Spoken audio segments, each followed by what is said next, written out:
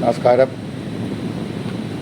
ഇന്നത്തെ വീഡിയോയിൽ ഞാൻ പറയാൻ ഉദ്ദേശിക്കുന്നത് ഭാരത ദർശനശാസ്ത്രമനുസരിച്ച് വേദാന്തത്തിൽ പറയുന്ന ശരീരത്തിലെ 3 ശരീര അവസ്ഥകൾ, അതായത് സ്ഥൂലം, സൂക്ഷ്മം, കാരണം, ഇങ്ങനെ 3 അവസ്ഥകളെക്കുറിച്ച് വ്യക്തമായൊരു ധാരണ ഹിന്ദു അല്ലെങ്കിൽ സനാതന ധർമ്മത്തിൽ ജനിച്ചവർക്കുണ്ടാകേണ്ടത് അത്യാവശ്യമാണ്.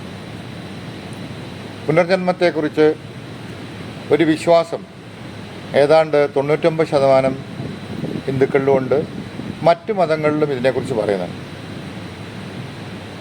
അപ്പോൾ ഒരു ശരീരത്തിൽ നിന്നും എന്താണ് വിട്ടുപോകുന്നത്, അടുത്ത പുനർജന്മത്തിലേക്ക് എന്താണ് തിരിച്ചു വരുന്നത്, എന്തുകൊണ്ടാണ് തിരിച്ചു വരുന്നത്, ഇതൊക്കെ അറിയേണ്ടത് അനിവാര്യമാണ്, അത്യാവശ്യമാണ്. അപ്പം ഭാരതീയ ദർശനമനുസരിച്ച് ഒരു സൂക്ഷ്മ ശരീരം നമ്മളിലുണ്ടെന്നും ഈ സൂക്ഷ്മ ശരീരത്തിൽ 17 കൂട്ടം തത്വങ്ങളാണുള്ളതെന്നും വ്യക്തമായിട്ട് പറയുന്നുണ്ട്. ഇത് വിശ്വസിക്കുന്നവർക്കൊക്കെ, ഇല്ലാത്തവർക്ക് വിടാം, കുഴപ്പമില്ല. എന്തായാലും ശരി, ഒരു ശരീരം അല്ലെങ്കിൽ ഒരു വ്യക്തി മരിക്കുമ്പോൾ അയാളിൽ നിന്നും എന്തൊക്കെയോ ഇറങ്ങി പോകുന്നുണ്ട്. അതിപ്പം സയൻസ് ആണെങ്കിൽ പോലും, ഭൗതിക ശാസ്ത്രമാണെങ്കിൽ പോലും കണ്ടുപിടിച്ചുകൊണ്ടിരിക്കുകയാണ്. എന്തോ പോകുന്നുണ്ടെന്ന് അവർക്കും ഉണ്ട്, ഐഡിയ ഉണ്ട്. പലരും വിശ്വസിക്കുന്നത് വായു കയറാതെ ആൾ മരിച്ചുപോയി, അങ്ങോട്ടും ഇങ്ങോട്ടും ശ്വാസമില്ല, ആ ശ്വാസത്തിന് തലം മാത്രമേ ചിന്തിക്കാറുള്ളൂ. പക്ഷെ അതിനപ്പുറത്തേക്ക് എല്ലാ മതങ്ങളും വിശ്വസിച്ച് പോകുന്നത്, മിക്കവാറും എല്ലാ മതങ്ങളും വിശ്വസിക്കുന്നുണ്ട്. പക്ഷേ അതിനെക്കുറിച്ച് പുറത്ത് പറയാൻ പലർക്കും താല്പര്യമില്ലാത്തത് കൊണ്ട് അങ്ങ് നിർത്തുക. ചില മതങ്ങൾ പറയുന്നുണ്ട് സ്വർഗത്തിൽ പോകുന്നുണ്ട്, അവിടെ അങ്ങ് കഴിഞ്ഞു കൂടുകയാണെന്നൊക്കെ. പക്ഷേ ഇത് കണ്ടുപിടിച്ചത്, ഇതെന്താണെന്നും ഇതിലേക്ക് എന്താണ് കടന്നു വരുന്നതെന്നും പോകുന്നതും കണ്ടുപിടിച്ചത് ഭാരതീയ ശാസ്ത്രത്തിൽ മാത്രമേ ഉള്ളൂ. നമ്മുടെ യോഗികളാണ് ഇതിനെക്കുറിച്ച് ആധികാരികമായി ചർച്ച ചെയ്ത് കണ്ടുപിടിച്ചത്. അവർ ധ്യാന മനനാദികളിലൂടെ അവർ കണ്ടുപിടിച്ച കുറേ കാര്യങ്ങളുണ്ട്. അപ്പം നമ്മുടെ ശരീരത്തിൽ നിന്നും 17 കൂട്ടം തത്വങ്ങളാണ് ഒരു സ്ഥൂല ശരീരത്തിൽ നിന്നും ഇറങ്ങിപ്പോകുന്നതെന്ന് വ്യക്തമായിട്ട് ശരീരശാസ്ത്രം, അതായത് നമ്മുടെ ആധ്യാത്മിക ശാസ്ത്രത്തിൽ പറയുന്നത്. അതിൽ ജ്ഞാനേന്ദ്രിയങ്ങൾ 5 ഉണ്ട്, കർമ്മേന്ദ്രിയങ്ങൾ 5 ഉണ്ട്, അതുപോലെ നമ്മുടെ പ്രാണൻ 5. ഈ 5 ഒരുമിച്ച് പോകുകയുണ്ട. അതാണ് നമ്മൾ മരിക്കുന്ന സമയത്ത് നിങ്ങൾ മരണസമയത്ത് ആരെങ്കിലും ദഹിച്ചു കഴിഞ്ഞു കഴിഞ്ഞാൽ നിങ്ങൾക്ക് മനസ്സിലാക്കാൻ പറ്റും. ഓരോ ഇന്ദ്രിയങ്ങളും, ആദ്യം ജ്ഞാനേന്ദ്രിയങ്ങൾ ഇറങ്ങിപ്പോവും, പിന്നെ കർമ്മേന്ദ്രിയങ്ങൾ ഇറങ്ങിപ്പോവുക എന്നുദ്ദേശിക്കുന്നത് അതിൻ്റെ തന്മാത്രകളാണ്. അതിൻ്റെ സൂക്ഷ്മ അവസ്ഥയിലുള്ള എന്താണോ അതാണ് ഇറങ്ങിപ്പോകുന്നത്. അവസാനം പ്രാണനാണ് നിലനിൽക്കുന്നത്. അതിൽ മെയിൻ പ്രാണനാണ് മരിക്കുന്ന ഒരാൾ എടുത്തു വലിക്കുന്ന, അല്ലെങ്കിൽ ഇപ്പോൾ ശ്വാസം നെഞ്ചു വലിച്ച് ശ്വാസം എടുക്കുന്നു എന്ന് പറയുമ്പോൾ പ്രാണൻ പോകാനുള്ള സമയത്തേക്ക് വന്നുകൊണ്ടിരിക്കുക. ഇന്ദ്രിയങ്ങളൊന്നും വർക്കൗട്ട് ആവാത്ത സമയം, സംസാരിക്കാൻ പറ്റാത്ത സമയം, തൊട്ട് കഴിഞ്ഞാൽ അറിയാത്ത അവസ്ഥ, അങ്ങനെ ഇന്ദ്രിയങ്ങളെല്ലാം അതതിൻ്റെ തലത്ത് മാറി നിൽക്കുന്ന അവസ്ഥയാണ് ഇങ്ങനെയുള്ളത്. അപ്പോൾ ഈ 15 കൂട്ടവും അതിൻ്റെ കൂടെ മനസ്സും ബുദ്ധിയും കൂടി പോകുന്നത്. അതിനെയാണ് 17 എന്ന് പറയുന്നത്. എന്നാൽ ചില ശാസ്ത്രങ്ങൾ 19 എന്ന് പറയാറുണ്ട്. അന്ധകരണത്തിന് 2 കൂടി ചേർക്കാറുണ്ട്. ഈ അന്ധകരണത്തിന് 2 എന്ന് പറയുന്നത് ചിത്തവും ബുദ്ധിയുമാണ്. അപ്പോൾ അതും കൂടി ചേരുമ്പോൾ 19 മാറും. അപ്പോൾ ഈ 19 കൂട്ടം തത്വങ്ങൾ ഇറങ്ങിപ്പോകുമ്പോൾ നമ്മുടെ ശരീരത്തിൽ ഉണ്ടായിരുന്ന സൂക്ഷ്മ ശരീരമാണ് ഇറങ്ങിപ്പോകുന്നത്. ഈ സൂക്ഷ്മ ശരീരം ഇറങ്ങിപ്പോകുമ്പോൾ അതിൻ്റെ കൂടെ കാരണശരീരം എന്ന് പറയുന്ന ഒരു സംഭവം കൂടി ഉണ്ടെന്ന് മനസ്സിലാക്കുന്നത്. കാരണശരീരം ഇല്ല എന്നുണ്ടെങ്കിൽ അടുത്ത ഒരു ശരീരം എടുത്തു വരാൻ സാധ്യമല്ല എന്ന് ഗ്രന്ഥങ്ങളെല്ലാം ഉദ്ഘോഷിക്കുന്നുണ്ട്. അതെന്തുകൊണ്ടാണെന്ന് നാം മനസ്സിലാക്കണം. കാര്യം, കാരണശരീരം ഇല്ല എങ്കിൽ ഒരു വ്യക്തിയുടെ സംസ്കാരവും കർമ്മവാസനയും ഒന്നും തന്നെ സൂക്ഷിച്ചു വെക്കാൻ സാധ്യമല്ല. സൂക്ഷ്മ ശരീരത്തിലല്ലേ സൂക്ഷിച്ചു വെക്കുന്നത്. ഇത് സൂക്ഷിച്ചു വെക്കുന്നത് കാരണശരീരത്തിലാണ്. അതെന്താണെന്ന് നമുക്ക് നോക്കാം.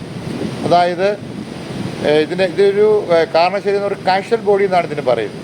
ഇതിനെക്കുറിച്ച് വ്യക്തമായിട്ട് പറയുക എങ്ങനെയാണെങ്കിൽ നമുക്ക് നോക്കാം. കാരണശരീരം നമ്മുടെ അസ്തിത്വത്തിൻ്റെ വിത്താണ്. അതായത് കർമ്മവാസനകളുടെ ബീജം നിലനിൽക്കുന്നത് കാരണശരീരത്തിലാണ്. മറ്റ് രണ്ട് ശരീരങ്ങൾക്ക് അല്ലെങ്കിൽ സ്ഥൂലവും സൂക്ഷ്മവുമായ ശരീരങ്ങൾക്ക് കാരണമാകുന്ന ഒന്നായതിനാലാണ് ഇതിനെ കാരണശരീരം എന്ന് വിളിക്കുന്നത്. ഇതിൻ്റെ അവസ്ഥ എന്താണെന്ന് നോക്കാം. സുഷുപ്തി, ആഴത്തിലുള്ള ഉറക്കം, ആ അവസ്ഥയിലാണ് നമ്മൾ ഈ ശരീരവുമായി ബന്ധപ്പെടുന്നത്. അല്ലാത്തപ്പോൾ ഇതുമായിട്ട് ബന്ധപ്പെടാൻ സാധ്യമല്ല. സുഷുപ്തി എന്ന് പറയുന്നത് പലർക്കും സാധാരണയായിട്ട് കിട്ടാറില്ല. നമ്മൾ സ്വപ്നം കണ്ടുറങ്ങുന്നവരാണ്, ഇല്ലേ? ഏതാണ്ട് നല്ലൊരു ശതമാനം ആളുകൾ സ്വപ്നത്തിലാണ് ഉറങ്ങുന്നത്. പക്ഷേ കാരണ ശരീരത്തിൽ ജീവിക്കുന്ന അത് സുഷുപ്തിയിലേക്ക് വരുന്നവർ വളരെ വളരെ ചുരുക്കമാണ്, വളരെ പെർസെൻറ്റേജ് കുറവാണ്. അപ്പം കാരണ ശരീരത്തിൽ ആണ്, അതായത് നമ്മുടെ സുഷുപ്തിയിലാണ് കാരണ ശരീരമായിട്ട് നമ്മൾ ആഴത്തിലേക്ക് പോകുമ്പോൾ നമുക്ക് ബന്ധപ്പെടാൻ കഴിയും. അപ്പോൾ ഇവിടെ എന്താണ്? ചിന്തകളോ ഇന്ദ്രിയ അനുഭവങ്ങളോ ഇല്ലാത്ത അവസ്ഥ. ചിന്തകളില്ല, മനസ്സില്ലാത്തത് കൊണ്ടാണ് ചിന്തകളില്ലാത്തത്, ഇന്ദ്രിയ അനുഭവമില്ലാത്തത്. സ്വപ്നങ്ങളില്ലാത്ത ഞാൻ ഇന്നലെ നല്ലപോലെ ഉറങ്ങി എന്ന് പറയുന്ന ഒരു സ്വപ്നവും കാണാതെ ഇന്നലെ നല്ലപോലെ ഉറങ്ങിയെന്ന് പറയുമ്പോൾ അത് സുഷുപ്തിക്കുള്ള വഴിയാണ്. ആ വ്യക്തി ഗാഠനിദ്രയിലായിരുന്നു എന്ന് മനസ്സിലാക്കേണ്ടിയിരിക്കും. അതായത് മരിച്ച അവസ്ഥയിലേക്കാണ് ഒരു വ്യക്തി ഗാഠനിദ്രയിലേക്ക് പോകുന്നത്, സുഷുപ്താവസ്ഥയിലേക്ക് പോകുന്നത്. ഇതിന് വളരെയധികം പ്രാധാന്യമുള്ളതാണ്. എന്തുകൊണ്ടാണ് ഇതിന് ഇത്രയും പ്രാധാന്യമുള്ളത്? ഈ അവസ്ഥയെന്ന് പറയുന്നത് അജ്ഞാനത്തിൻ്റെ അവസ്ഥയാണ്. അജ്ഞാനം എന്ന് പറഞ്ഞാൽ അറിവില്ലാത്ത അവസ്ഥയാണ്, ഒന്നും അറിയാത്ത അവസ്ഥയ്ക്കാണ് ഈ കാരണശരീരം എന്ന് പറയുന്നത്. എന്തുകൊണ്ടാണ് ഇത് അജ്ഞാനത്തിൻ്റെ അവസ്ഥയെന്ന് പറയാൻ കാര്യം ഈ അവസ്ഥയിലേക്ക് ഒരു വ്യക്തി പോകുമ്പോൾ, നമ്മൾ ജീവിച്ചിരിക്കുമ്പോൾ തന്നെ നമ്മൾ സുഷുപ്ത അവസ്ഥയിലേക്ക് കടന്നു പോകുമ്പോഴാണ് ഈ അവസ്ഥയിലെത്തുന്നത്. എന്തുകൊണ്ടാണ് അങ്ങനെ സംഭവിക്കുന്നത്? നമ്മൾ ഇരുട്ടിലാണ് ആ സമയത്ത്, നമുക്കൊന്നും അറിയാൻ പറ്റാത്ത അവസ്ഥ. അജ്ഞാനമാണ് ആ സമയത്ത്, അറിവില്ലായ്മയാണ് ആ സമയത്ത് ഉണ്ടാകുന്നത്. അറിവില്ലായ്മ ആയതുകൊണ്ടാണ് നമുക്കൊന്നും അറിയാത്ത അവസ്ഥയിലേക്ക് പോകുന്നത്.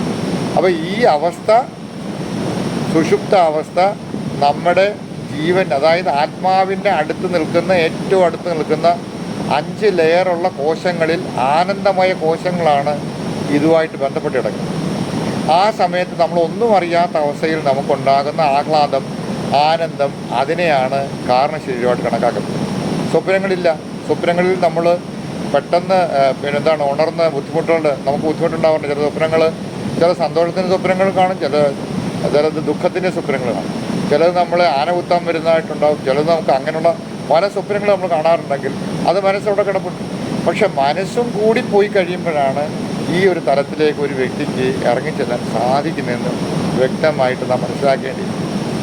ഇതിൻ്റെ പ്രധാന സവിശേഷത എന്താണെന്ന് നോക്കാം. വാസനകളുടെ കലവറയാണ്. ഞാൻ നേരത്തെ പറഞ്ഞു, ഒരാൾ ജനിക്കുമ്പോൾ കൂടെ കൊണ്ടുവരുന്ന സ്വഭാവ വിശേഷങ്ങളാണ് കാരണശരീരത്തിനുള്ളത്. വാസനകൾ എന്ന് പറഞ്ഞാൽ ലേറ്റന്റ് ടെൻഡൻസീസ് ആണ് എൻ്റെ പേര്, ഇംഗ്ലീഷിൽ പറഞ്ഞു. കർമ്മഫലങ്ങൾ എന്നിവ സൂക്ഷിച്ചു വച്ചിരിക്കുന്നത് ഇവിടെയാണ്. അതായത് വാസനയും കർമ്മഫലവും സൂക്ഷിച്ചു വെച്ചിരിക്കുന്ന സ്ഥലത്തിനെയാണ് കാരണശരീരം. ഒരുതരം മരത്തിൻ്റെ വിത്ത്, അതായത് ഒന്ന് പറഞ്ഞു കഴിഞ്ഞാൽ ഒരു മരത്തിൻ്റെ വിത്ത് ഒളിഞ്ഞിരിക്കുന്ന സ്ഥലം എന്ന് നമുക്ക് പറഞ്ഞിട്ടുണ്ട്. വിത്തിൽ ഒളിഞ്ഞിരിക്കുന്ന എന്താണോ അത്, അതിന് അനുകൂലമായ കാലാവസ്ഥ, വെള്ളവും അതുപോലെ ആ വളവുമൊക്കെ കിട്ടിക്കഴിയുമ്പോൾ അത് എങ്ങനെയാണോ മുളച്ചു വളരുന്നത്, അതുപോലെ സൂക്ഷിച്ചു വച്ചിരിക്കുന്ന സ്ഥലമാണ് ഈ പറയുന്നത്.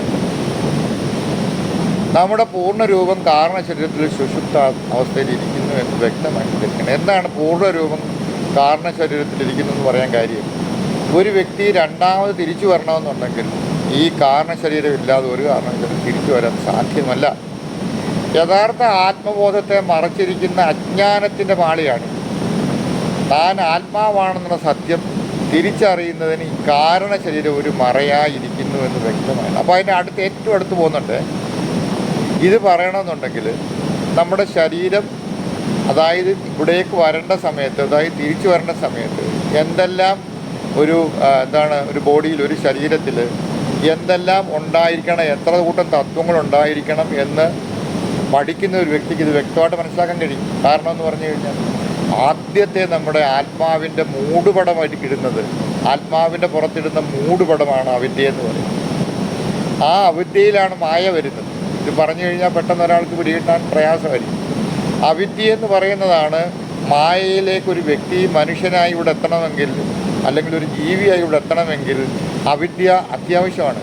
അതാണ് ആത്മാവിൽ ഉണ്ടാകുന്ന ഒരു മൂടുപടം, അത് മറച്ചു പിടിക്കുന്ന, ആത്മാവിനെ മറച്ചു പിടിക്കുന്നതാണ് അവിദ്യ എന്ന് പറയും. ആ അവിദ്യ ഇവിടെ ഉണ്ടെങ്കിൽ മാത്രമേ മായ സന്നിവേശിക്കത്തുള്ളൂ. ആ മായ സന്നിവേശിക്കുമ്പോഴാണ് മനുഷ്യൻ അല്ലെങ്കിൽ ഏത് ജീവിയും പ്രത്യേകിച്ച് മനുഷ്യൻ എത്തിക്കഴിയുമ്പോൾ അവനിലുണ്ടാകുന്ന മാനസികമായ വിഭ്രാന്തിയും പലതരത്തിലുള്ള ചിന്തകളും ഒക്കെ ഉൾപ്പെടുത്തുള്ളൂ. അല്ലെങ്കിൽ ആത്മാവായിട്ട് തിരിച്ച് ഒരു വ്യക്തി എത്തുകയാണെങ്കിൽ ആലോചിച്ച് നോക്കി, അവൻ ബോധവാനായിരിക്കും, ബോധതലത്തിൽ ഉണർന്നവനായിരിക്കും, സ്വപ്നങ്ങളില്ലാത്തവനായിരിക്കും, മായയിൽ കുരുങ്ങാത്തവനായിരിക്കും. അതുകൊണ്ടാണ് ഒരു ശരീരം എടുത്തു വരുമ്പോൾ മായ സ്വയമായിട്ടും പ്രവേശിക്കണമെങ്കിൽ അവിദ്യ എന്ന് പറയുന്ന മൂടുപടം ആത്മാവിന് മുകളിൽ വിരിക്കപ്പെടണം. എന്നാൽ മാത്രമേ ഇവിടെ എത്തപ്പെടൂ എന്ന് മനസ്സിലാക്കണം. അപ്പോൾ ഇതെന്താണ്? ഇത് മാറ്റമില്ലാത്ത അവസ്ഥയാണ് ഈ കാരണശരീരം. ഇതെപ്പോൾ മാറും? നമ്മൾ എന്നാണോ മോക്ഷപ്രാപ്തിയിലെത്തുന്നത് അപ്പോൾ മാത്രമേ ബീജമായിരിക്കുന്ന കാരണശരീരത്തിന് നാശമുണ്ടാകും. ആ കാരണശരീരം മാറിയാൽ മാത്രമേ ഒരു വ്യക്തിക്ക് മോക്ഷത്തിലേക്ക് എത്താൻ സാധ്യമാകുന്നു എന്ന് മനസ്സിലാക്കും. അതായത് നമ്മുടെ സ്ഥൂല ശരീരത്തെയും സൂക്ഷ്മ ശരീരത്തെയും പിന്തുടരുന്ന ഏകമായിരിക്കുന്ന പുനർജന്മ സിദ്ധാന്തപ്രകാരം പിന്തുടരുന്ന ഒരു ശരീരമാണ് കാരണശരീരമെന്ന് വ്യക്തമായിട്ട് അറിവ് നമുക്കുണ്ടാകും. ഓക്കെ, അടുത്ത ആഴ്ചയിൽ വേറൊരു വീഡിയോ ആയിട്ട് വരാം.